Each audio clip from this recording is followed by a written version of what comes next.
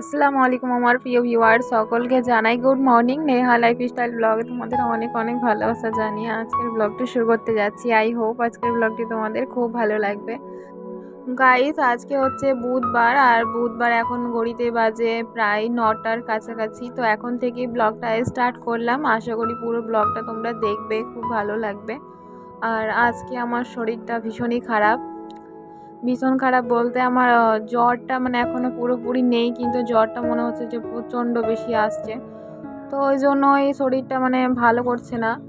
আমি voice over না দিলেও কালকের ব্লগ কি আপলোড দেবো, তো ওই জন্য আবার ভয়েস ওভার দিতে বসলাম। আর এই ব্লগটা পড়েও আছে, তো সেই জন্য ভাবলাম যে এডিট তো কমপ্লিট আছে, শুধু ভয়েসটা দিতে হবে।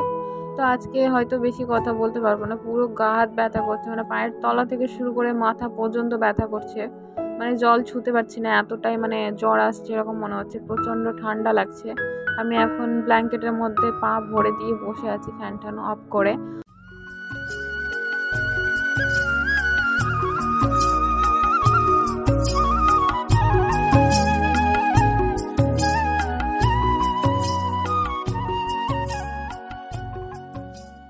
তো সকালে নাস্তার জন্য ফ্যান ভাত বসিয়ে দিয়েছি কুকারে।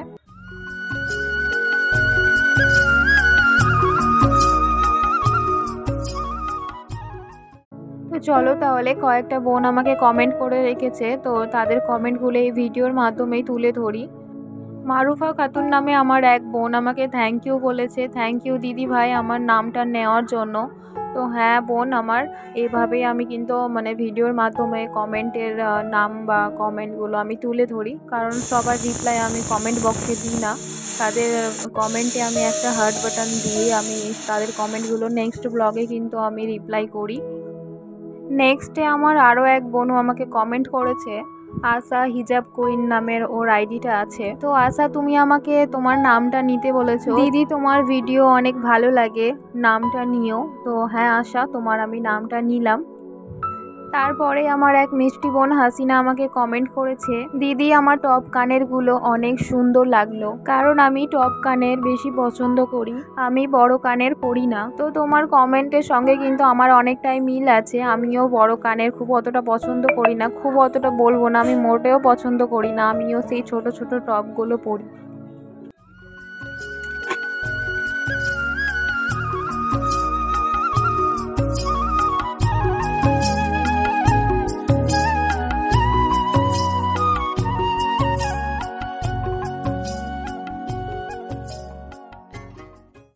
তো তোমাদের সঙ্গে কথা বলতে বলতে আমার ফ্যান ভাত রান্না করা হয়ে গেছে। এবার আমি বেড়ে নিচ্ছি সবার জন্য, মা বাবার আর আমার জন্য।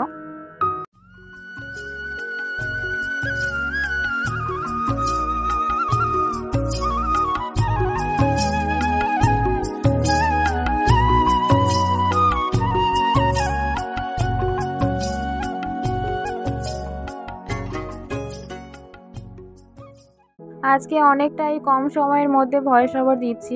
আমি রাত 11টার পরেই ভয়েস ওভার দিতে বসি বা 12টার পরে বসি। তো আজকে কিন্তু আমি 10টার পরেই বসে গেছি ভয়েস ওভার দিতে। তো প্রচুর আওয়াজ আসছে, তোমরা যদি সেরকম আওয়াজ পেয়ে থাকো তাহলে একটু স্কিপ করে যেও।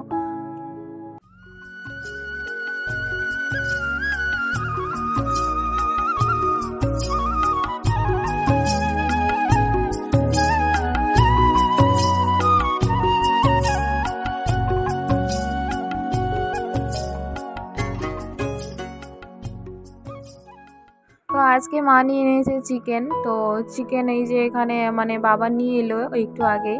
তো আমি ভাবলাম যে একটু তোমাদের সঙ্গেও শেয়ার করি। তো এই যে লেগ পিস দিয়েছে। লেগ পিসটা খুব অতটা দেয় না। আমরা চিকেন কিনে নিই, আমরা 3টা মানুষের জন্য কি আর গোটা চিকেন নেব, তো সেই কারণেই চিকেন কিনে নিই। তো কাটা চিকেন কিনে নিলে সেরকম ওই যে লেগ পিসটা দেয় না। তো আজকে কিন্তু বাবা নিজে গিয়ে নিয়ে এসছে লেগ পিসটা, নাহলে আমাদেরকে বাড়ি করেই দিয়ে যায়।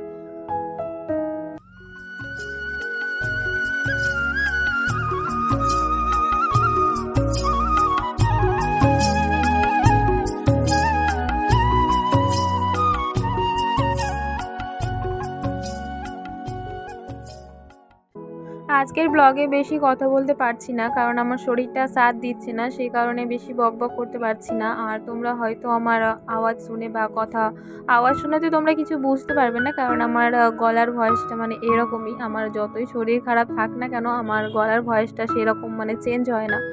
গলা বসা জিনিসটা আমার হয় না কখনোই।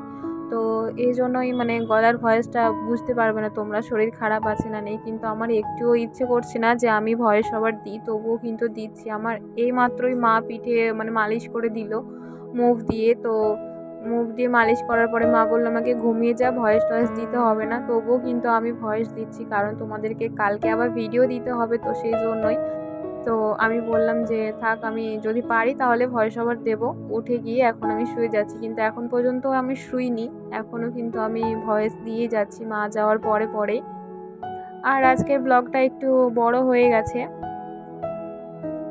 কিন্তু ভয়েস বেশি দিতে পারছি না।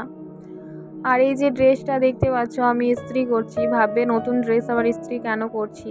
কারণ এই যে হাত লাগাতে দিয়েছিলাম একটা দর্জিকে, তো হাত ছিল না, এর মধ্যে হাত ছিল, হাতটা কাটা ছিল, তো হাতটা লাগাতে দিয়েছিলাম। তো এই যে হাত লাগাতে দিলে দর্জির বাড়িতে কীরকমভাবে পড়ে থাকবে, বা পোকামাকড় যদিও আবার ড্রেসের মধ্যে চেপে থাকে, তো ওই কারণে আমি মানে ধুয়ে দিই। যদি দর্জির কাছে কোনো ধরনের কাপড় চোপড় দিই সেলাই করতে, তো আমি ধুয়েই পরি। এমনি আমার রুচি হয় না, সেই জন্যই ধুয়ে দিয়েছিলাম। তো শুকিয়ে যাওয়ার পরে আবার এখানে ইস্ত্রি করে দিলাম, নতুন ড্রেস তো ইস্ত্রি না করলেও আবার হবে না, সেই জন্য। তারপরে এই যে ফ্রিজের মধ্যে অ্যালোভেরা জেলটা রাখা হয়েছিল, মানে মার গা চুলকাচ্ছিল সেই কারণে দিয়েছিল, এই ঘামাচির জন্য গা চুলকাচ্ছিল সেই কারণে অ্যালোভেরা দিয়েছিল অর্ধেকটা, আর অর্ধেকটা ফ্রিজেই রেখে দিয়েছিল। তো আমি ভাবলাম যে ফ্রিজে এমনি রাখা আছে, তো এটা ফেলতেও মানে গা কাটছে, মানে অ্যালোভেরা জেল বলে কথা, তো এটা যে কোনো কাজেই লাগানো যাবে। তা আমি ভাবলাম যে মাথাতে মানে আমার অনেকটাই ড্যান্ড্রাফ আছে, তো ড্যান্ড্রাফের জন্য ভাবলাম যে এটা ঠিক হবে। আর শ্যাম্পুতে যদি অ্যালোভেরা জেল মানে মিক্স করে দিই তাহলে অনেকটাই সিল্কি থাকে, শাইনিং থাকে চুলটা, তোমরাও যদি চাও তাহলে দিতে পারো। তো আমি আবার একটা শ্যাম্পু গুলে এখানে দিব, তো মা বললো যে এখানে আরও একটা শ্যাম্পু গুলে নে, কারণ আমিও আজকে শ্যাম্পু করব, তো ওই জন্য মায়ের জন্য একটা শ্যাম্পু এখানে গুলে নেব। তো অ্যালোভেরা জেলের সঙ্গে যারা যারা মানে শ্যাম্পু ইউজ করেছো তারা অবশ্যই জানতে পারবে এর রেজাল্টটা কি হয়। তো যারা যারা ইউজ করেনি তারা অবশ্যই অ্যালোভেরা জেলের সঙ্গে শ্যাম্পু গুলে নিয়ে চুলে দিয়ে দেখো একবার, অনেকটাই ভালো ফল পাবে।